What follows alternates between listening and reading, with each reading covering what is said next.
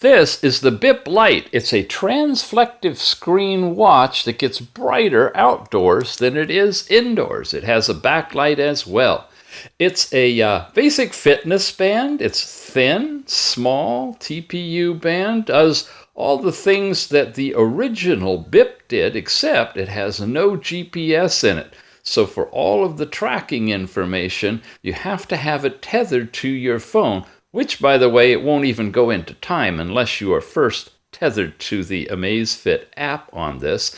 You have overall status with your step count stuff, the different activity areas, like I said, that can be tracked with the watch, but needs the phone to see GPS. Overall weather in your area is available for you. You have alarms and timers and overall settings where you can change the different watch faces, long press definition for this button on what activity you want to go into, adjust your screen brightness up and down, and a few more goodies and settings. It's a little simple band, and it's called the Bip Lite.